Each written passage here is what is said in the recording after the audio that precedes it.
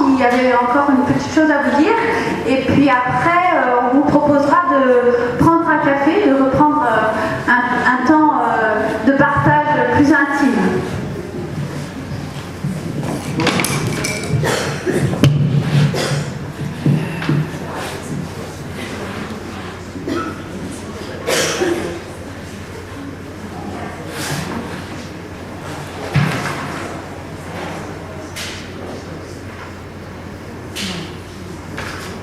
Donc, moi je vais reprendre le fil de ma pensée, où je voudrais apporter une chose toute simple qui vient du dictionnaire. C'est l'humanité. Alors, l'humanité, dans le dictionnaire, elle a trois facettes. La première facette, c'est l'ensemble des hommes. Ensemble des hommes, ça veut dire un ensemble. Ça implique directement, du coup, la fraternité, hein, puisqu'on dit l'ensemble des hommes. La deuxième chose qui est exprimée, c'est son passage dans le temps, c'est-à-dire sa durée. On dit sur l'échelle de l'humanité, c'est carrément un instrument de mesure. Et puis la troisième chose, ce sont des vertus, c'est-à-dire l'exercice de la bonté, de la bienveillance, de l'empathie, tout un tas de vertus qui sont directement issues de la bonté finalement.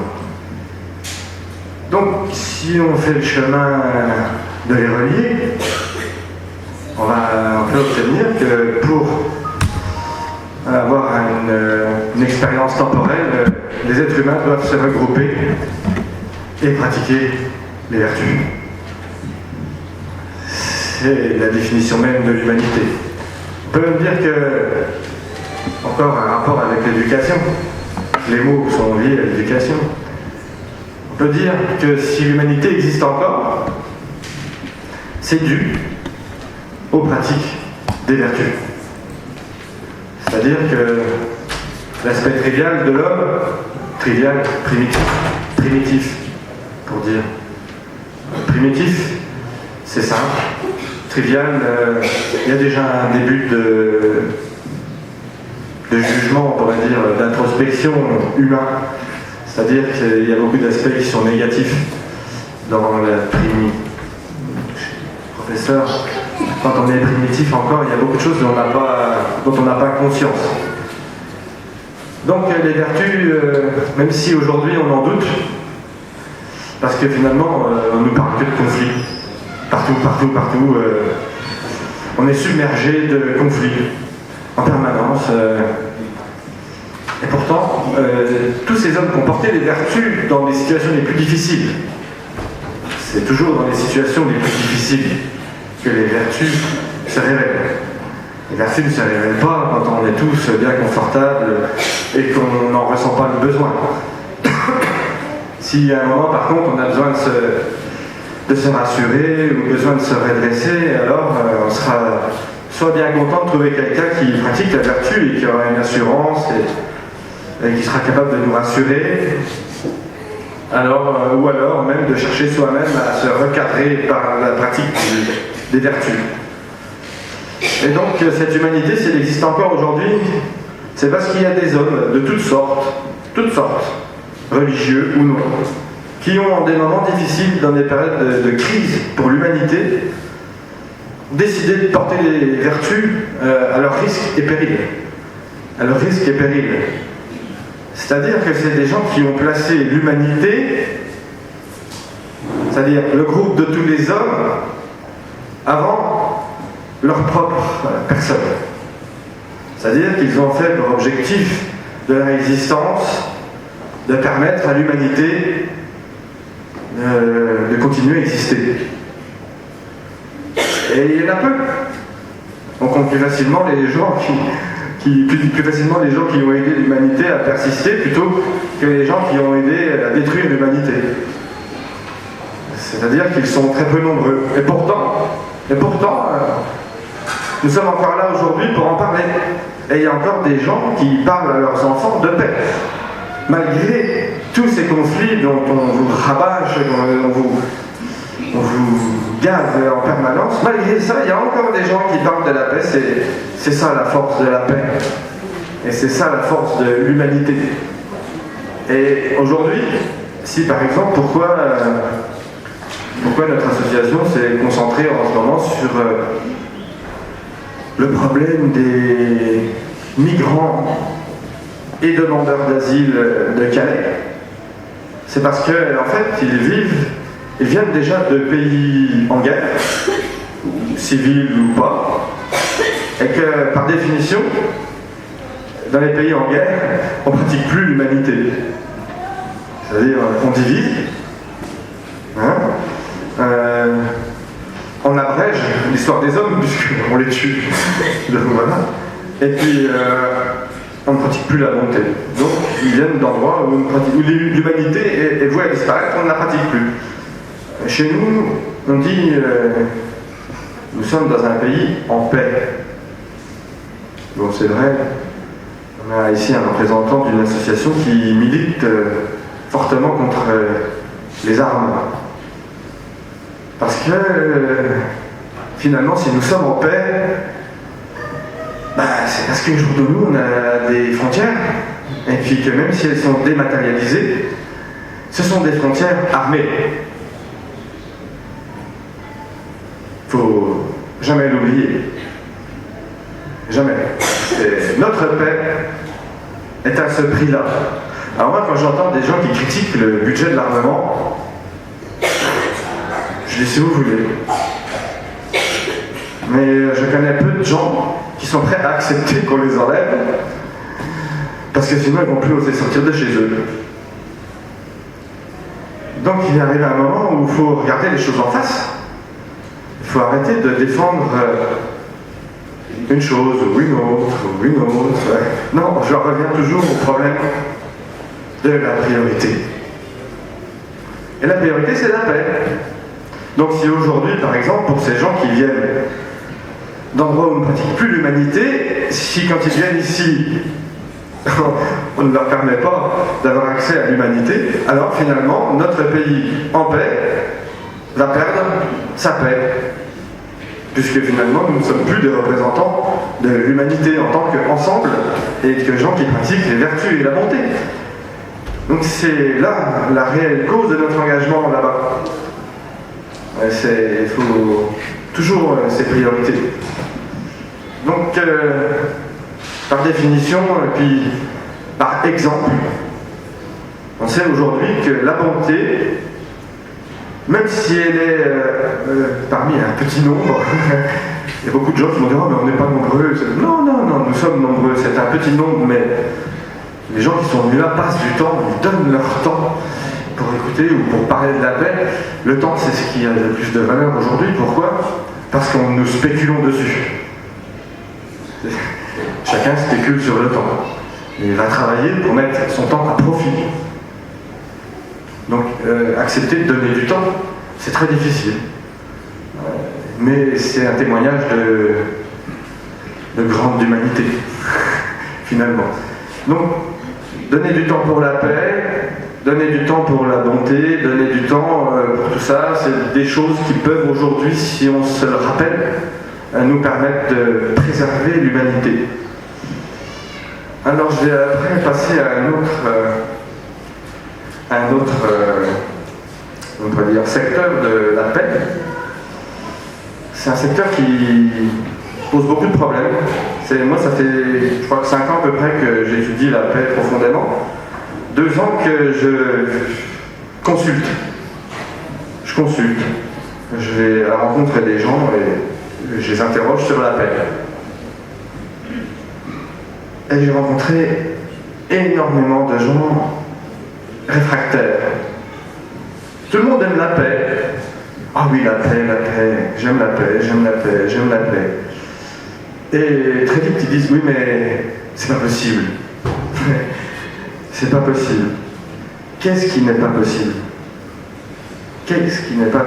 Et souvent je me suis rendu compte que finalement les gens qui disaient ça, même quand ils demandent des solutions, Ah oui, alors, hein, comment on va faire pour ça, hein ? puis ça, comment on va faire? Et puis, c'est pas possible qu'il y ait la paix dans le monde, hein. Pas un seul conflit, c'est pas possible. Et ben, je pense que la solution pour ce problème, elle est simple. Je pense qu'il y a une erreur d'objectif, une erreur de définition. Mais, si à force de chercher une chose, on la trouve introuvable, on la constate introuvable, ben peut-être que finalement, puisque c'est une valeur morale, c'est pas un objet concret, peut-être que finalement on se fait une mauvaise idée de ce qu'est la paix. Moi j'ai très souvent des gens qui disent « Ah mais non, mais c'est pas possible, regarde, il y a toujours un conflit quelque part, ça fait longtemps, les gens jugent depuis toujours, les gens... » Alors peut-être c'est pas ça la paix. Alors je vais vous lire la définition que l'association se permet de faire circuler. Elle me convient, moi. Pour moi, elle est évidente. Elle est évidente, mais ça fait 4-5 ans que je travaille sur la paix. Donc, ça devient évident. Mais on a tout notre temps. Donc, voici cette définition. C'est l'UNESCO qui la cite dans sa déclaration d'une culture de paix en 1999. La paix n'est pas simplement l'absence de conflit, mais est un processus positif, dynamique, participatif, qui favorise le dialogue et le règlement des conflits dans un esprit de compréhension mutuelle et de coopération. C'est une définition très claire, mais effectivement, avec encore une fois, beaucoup de mots, beaucoup de valeurs morales, et qui sont finalement peut-être pas comprises par tous ou mal définies. Donc, encore une fois, la nécessité de se réunir et d'échanger dans un cadre libre et qui nous libère la paix. Elle nous libère de nos travers triviaux. Alors, si je prends la définition, le premier qualificatif, c'est positif. Positif, ça veut dire qui nous permet d'avancer. Ça veut dire qui nous fait regarder devant avec confiance. Et après, on a dynamique. Dynamique. Dynamique, ça vient de mouvement. La paix bouge. Alors la paix bouge, c'est une chose qui est très simple à expliquer. Beaucoup de gens pratiquent beaucoup de gens ont des pratiques spirituelles pour une recherche de paix. On y arrive par la prière, la méditation, la respiration, même des mouvements, des promenades dans la nature. Mais quand on obtient cette paix, la difficulté après c'est de la garder. C'est de la garder. C'est-à-dire que, effectivement, si on reste à la maison, dans un univers qu'on a construit, élaboré pour notre propre paix, alors on est en paix. Si on va vers quelqu'un qu'on connaît bien, avec qui on est d'accord, on reste en paix. La difficulté, c'est quand on va à l'extérieur, puis que là, on va avoir des gens agressifs, ou miséreux, ou en colère, des choses qui nous aident, et là, parce qu'on n'est pas d'accord. Alors là, c'est plus dur. Souvent, il y a des gens qui parlent de protection. Ils disent « Ah mais il faut se protéger. Il faut se protéger. Il faut se protéger. » Oui. Si se protéger, quand on va à l'extérieur, c'est comment? Eh bien souvent, c'est une fermeture. C'est-à-dire, en fait, on se ferme pour pas que l'autre ne puisse rentrer dans notre sphère, puisse nous atteindre.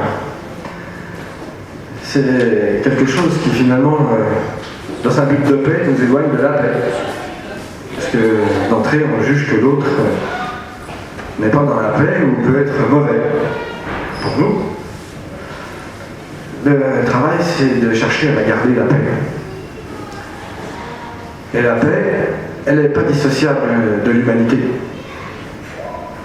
la pratique de la bonté, on le rappelle, de la bienveillance et toutes ces vertus, permet à l'humanité d'exister.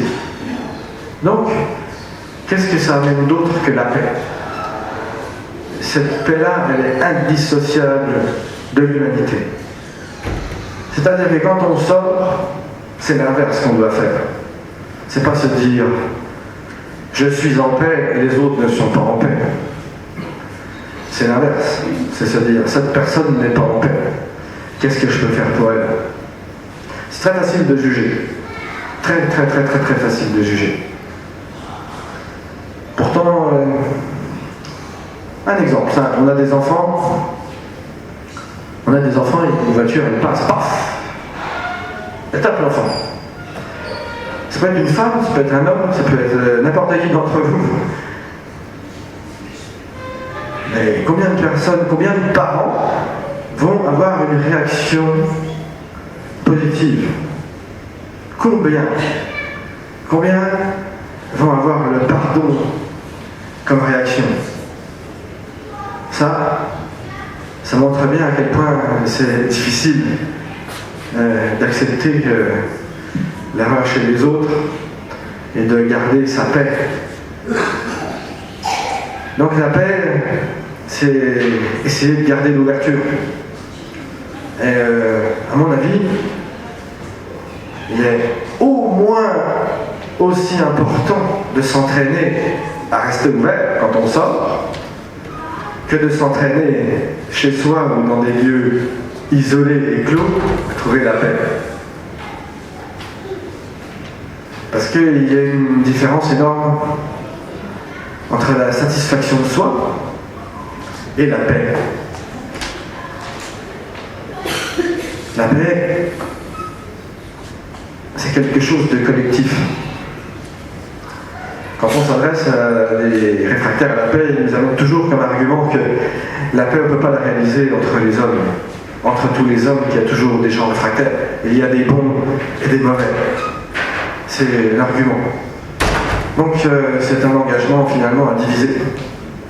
L'exercice, c'est celui-là. C'est d'accepter, de croire. Et ça, c'est terrible aujourd'hui, de dire accepter de croire.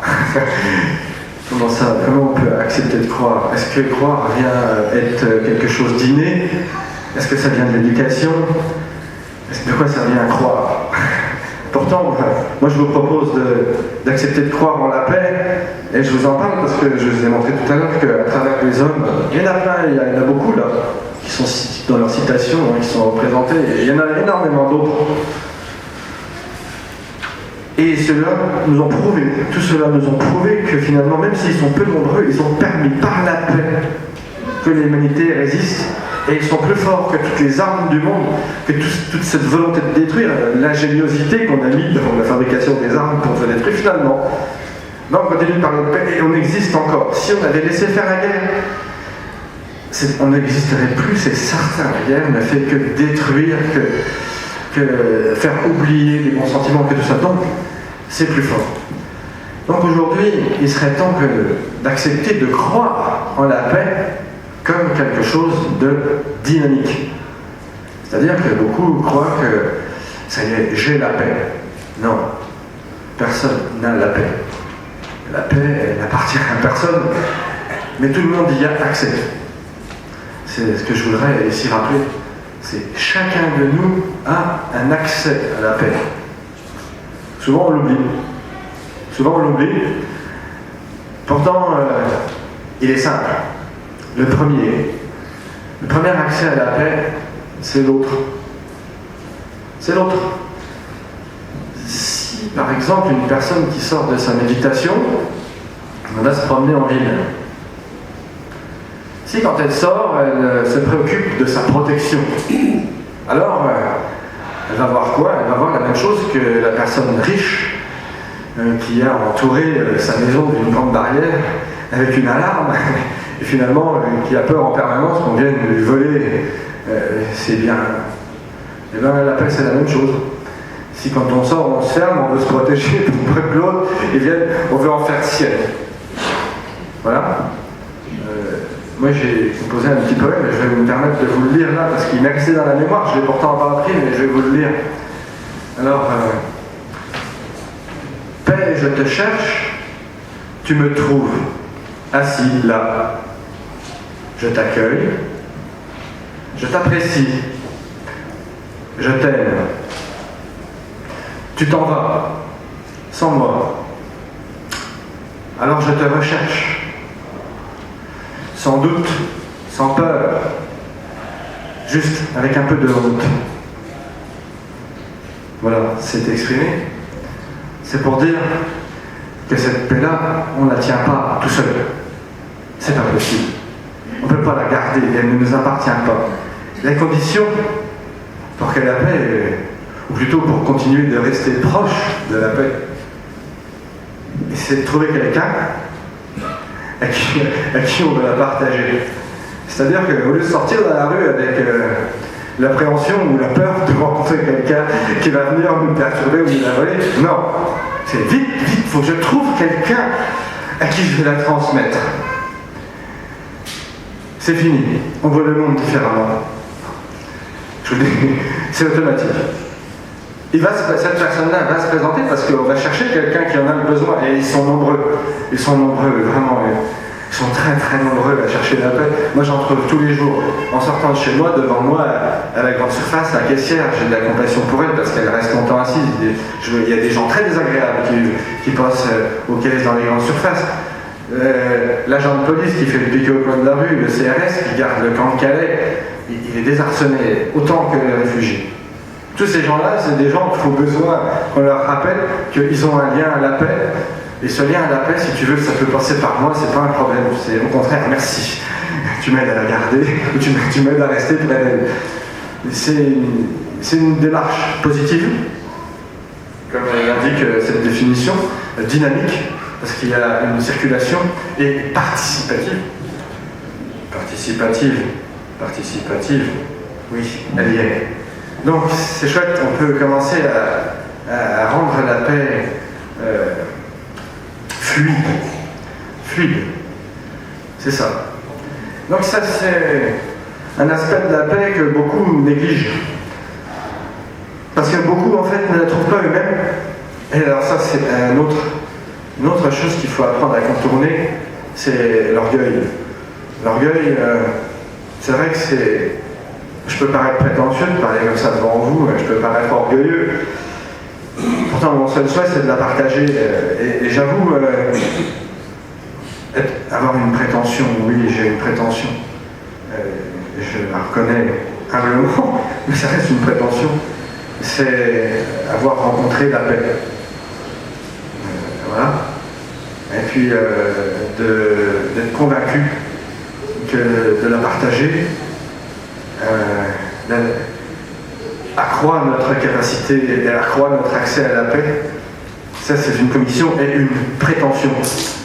Mais comme les préoccupations, je pense que si la paix est une prétention, alors elle est bonne. Elle est bonne. Pourquoi? Parce que quelqu'un qui a la prétention que la paix existe ou de... Eh bien quelque part il aide les autres à y avoir accès. Et c'est un besoin aujourd'hui parce que peu de gens ne sont prêts à porter la responsabilité devant les autres de témoigner de cette paix. Pourquoi on n'ose pas parler de la paix? Parce que la paix, elle nous implique. La paix, elle nous implique.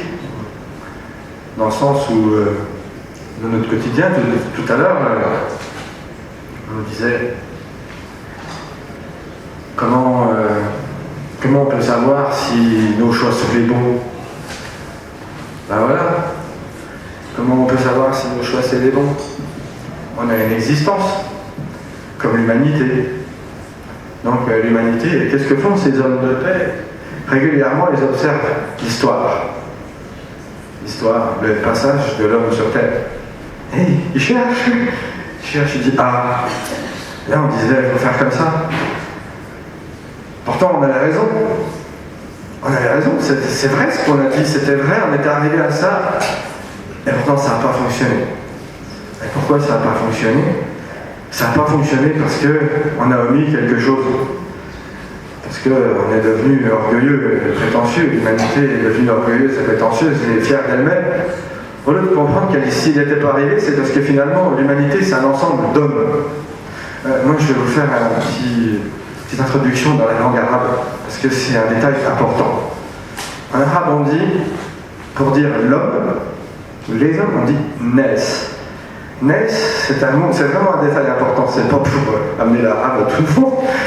Nes, ça vient d'un autre mot qui dit nisit, et nisit ça veut dire oublier. Donc les hommes ce sont les oubliants.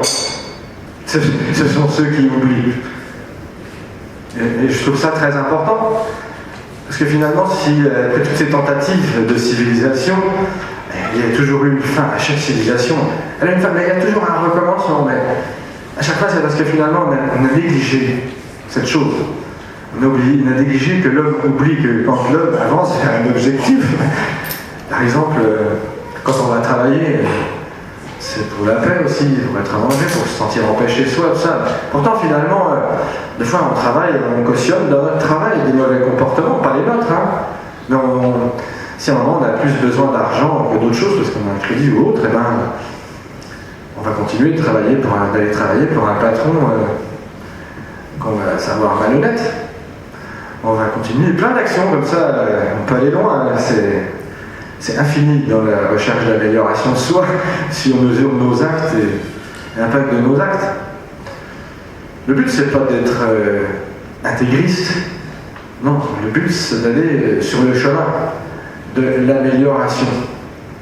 C'est de s'engager sur le chemin de l'amélioration. Tout à l'heure, on parlait d'associations qui se lancent dans l'alternative, qui proposent des alternatives. C'est un chemin. C'est un chemin. Il y a des associations pour l'écologie, des associations pour la paix, des associations pour les femmes battues, des associations pour les adultes, tout ça. Ce sont tous des gens qui cherchent à améliorer leur quotidien et leur environnement. La paix dans la collectivité, beaucoup de gens s'imaginent que toutes ces voies morales qui ont existé jusqu'à aujourd'hui, ah oui, mais elles sont liberticides. J'entends ça beaucoup.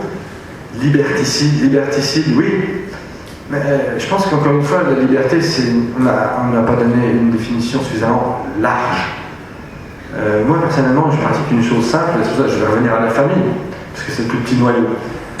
Prenons l'exemple d'un père. Le père, il peut trouver sa satisfaction au travail, il peut la trouver dans sa voiture, il peut la trouver dans le sport, dans toutes ces choses-là, de manière individuelle. Vraiment, toutes ces choses-là, c'est des choses qui développent l'individu, donc l'ego, donc la satisfaction individuelle. Quand il rentre à la maison, si c'est un peu oublié ou s'il a vraiment pris beaucoup de plaisir, alors ça va les plaisirs familiaux vont lui sembler dénués d'intérêt. Moi, je suis partisan aujourd'hui de dire, si on change de point de vue et que, par exemple, on consacre du temps à installer un plaisir ou, disons, une paix dans le foyer, et maintenant on va avoir un autre plaisir qu'on ne connaissait pas avant. C'est-à-dire que quand on va rentrer à la maison du travail, on va recevoir de l'ensemble de la famille la confiance, la joie de se revoir, et on va pouvoir être capable de l'accepter. De la même chose si on essaie d'amener un peu de bonté dans l'humanité, n'importe où, dans un hôpital, dans la rue, au travail, mais par la bonté et toujours la conscience de l'humanité et de la paix, et bien ça va nous être rendu. Et si par exemple on s'exprime à un groupe, comme je le fais là, et je vous engage à le faire, c'est bon. Pourquoi c'est bon? Parce qu'en général, on reçoit derrière l'appréciation, et si on donne à 50, c'est 50 bons sentiments. Donc, mon but aujourd'hui, c'est de vous encourager à être des témoins de la paix. S'exercer, s'entraîner à exprimer la paix, votre définition de la paix, mettre des mots dessus, et l'exprimer. Oh, ça existe, j'ai vécu ça, c'était trop bien, c'était super. Tu devrais, ou on va essayer, ou... Tout ça, c'est des belles choses. Mais il faut témoigner, il faut exprimer. Aujourd'hui, il y a des super outils comme les médias. J'en suis arrivé, moi, à m'en méfier grandement. Non pas par leur existence, mais parce que finalement, quand je me suis intéressé, je trouve beaucoup de critiques, beaucoup de jugements et beaucoup d'appels à la consommation. Mais je ne trouve pas beaucoup de descriptions de paix. Je n'en trouve pas non plus beaucoup dans les cafés. Et je n'en trouve pas beaucoup non plus sur le marché. Et quand je discute avec les gens, je n'en trouve pas beaucoup. Et quand je rencontre des gens qui parlent de paix et que j'en parle avec les autres, souvent on me dit « Ah, c'est un illuminé ». Voilà. Ben, moi j'ai appris à l'école que l'être humain il avait commencé de se développer sérieusement à partir du moment où il avait mis un peu de lumière et qu'il a pu étudier un peu plus longtemps le soir. Donc, faut pas avoir peur de la lumière. Faut pas avoir peur de la lumière, même si des fois elle aveugle un peu. Il suffit de baisser un peu la tête. C'est pas grave. Mais je vous encourage à décrire et à témoigner de l'existence de la paix, comme tout à l'heure l'a fait Abdelaziz. C'est pour moi des témoignages forts.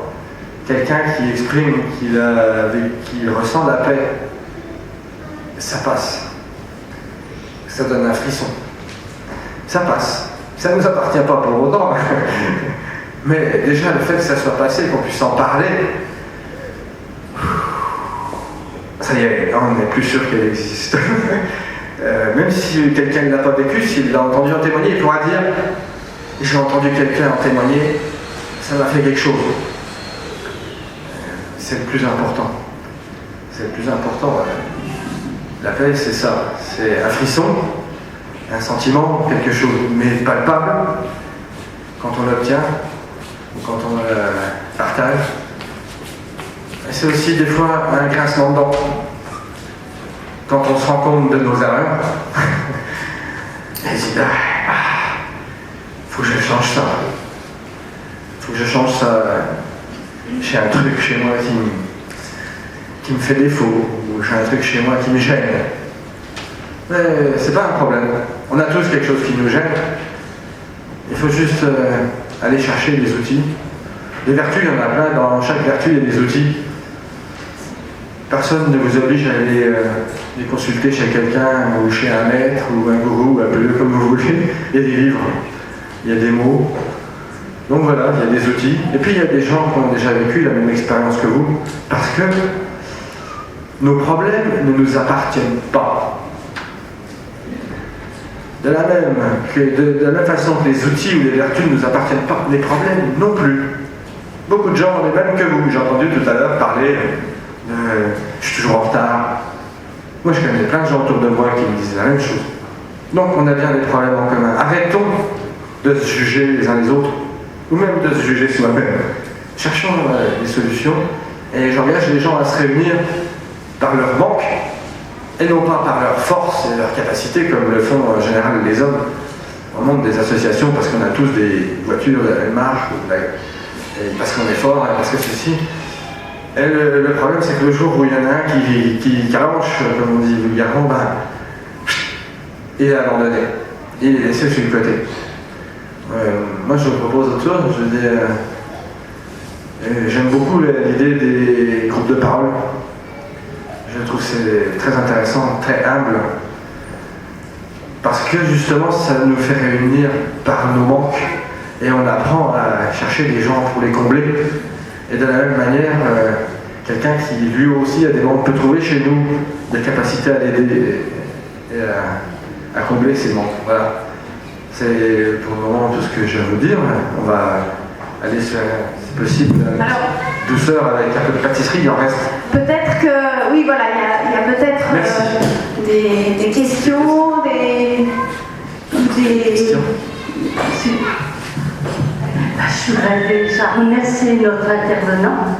Tout ce qu'il a dit, c'était quand même passionnant et ça nous incite à la réflexion. Alors, comme vous le savez tous,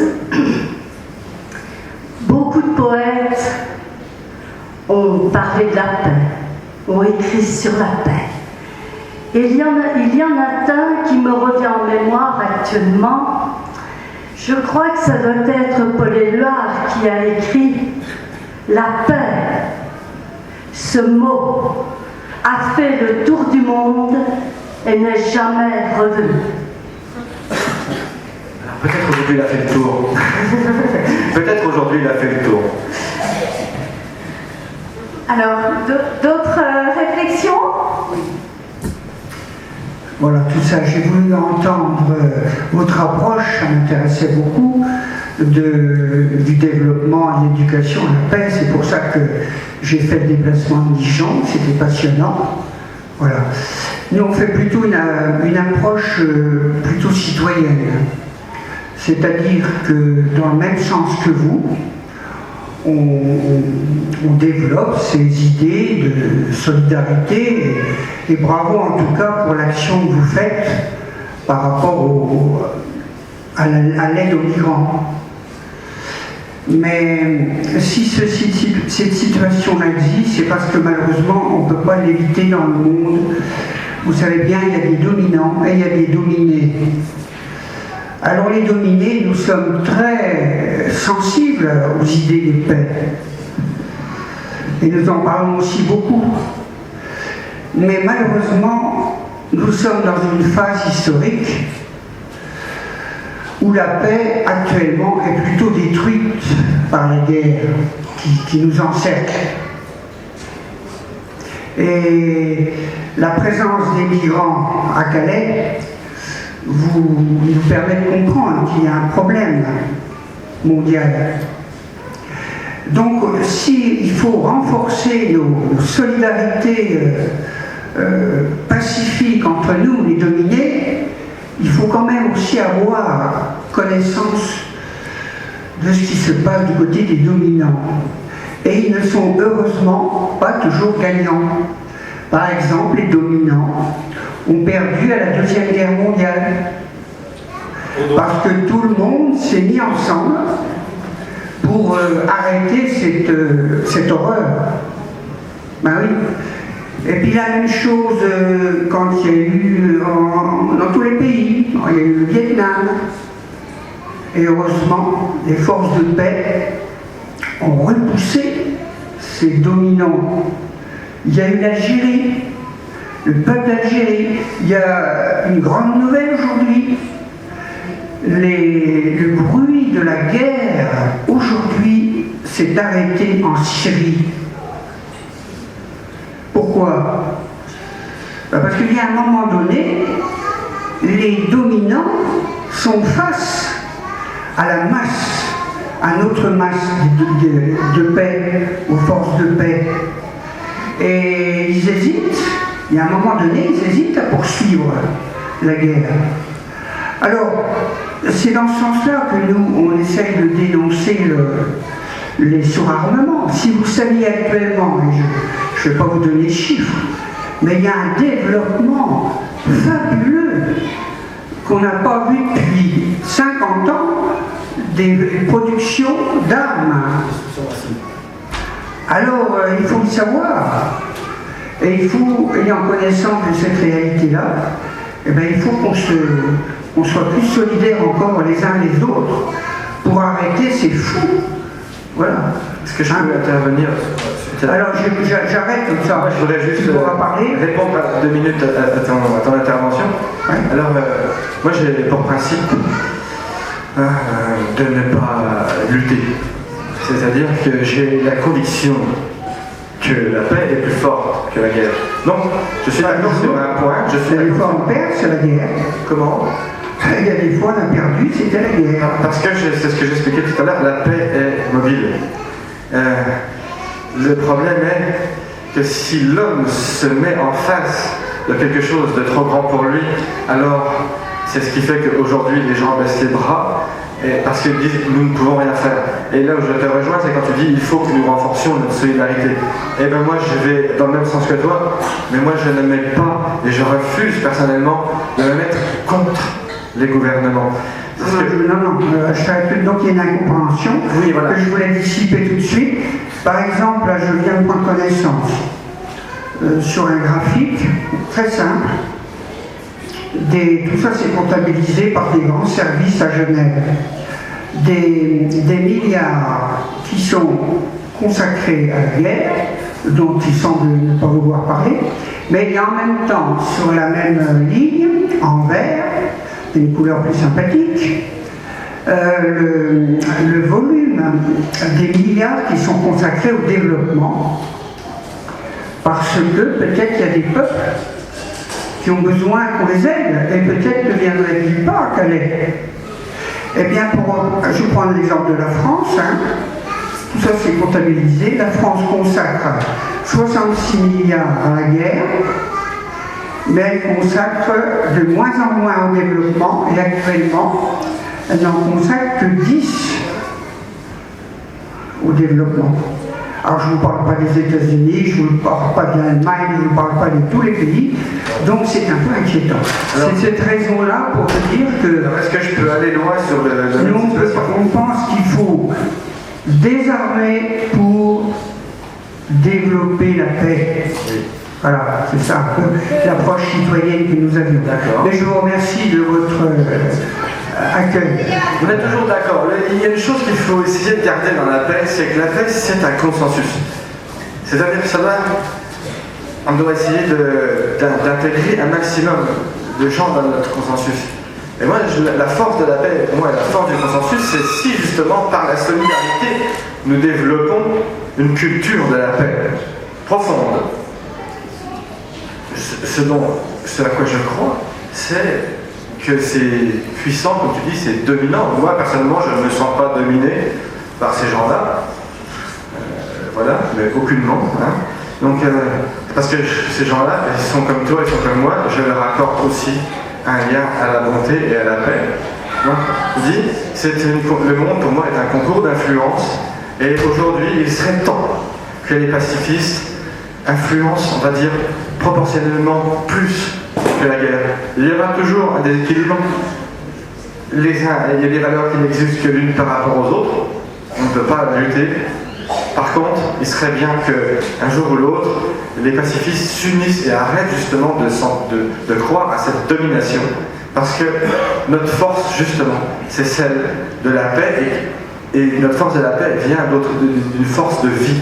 Les autres, c'est une force de contrôle ou de guerre. C'est deux choses entièrement différentes. Et moi, ce dont je suis sûr, et on est content parce qu'on a déjà eu une petite démonstration de la possibilité de ceci, dans le sens où on a été consulté par le gouvernement en tant qu'association. C'est-à-dire que c'est notre but profond quand nous allons à Calais, c'est pas de faire la soupe populaire ou d'entretenir les gens dans la mendicité, c'est pas du tout le sujet. Le sujet, c'est justement d'aller dans une situation critique pour essayer de montrer une sortie. Voilà. Et les gouvernements sont comme tout le monde, ce sont des êtres humains, et quand ils sont démunis, ils ont deux solutions, la guerre ou la consultation. Aujourd'hui, moi, je crois à la consultation. Il y a beaucoup de gens qui me traitent de fabuliste, de fabulateur, de tout ce qu'on veut. C'est là que la limite est, en fait. Il arrive un moment où on croit à la paix ou on n'y croit pas. Et les arguments pour la paix sont pour moi plus importants que les arguments contre la guerre. Voilà. Merci. Je voulais... oui, merci Laurent, merci.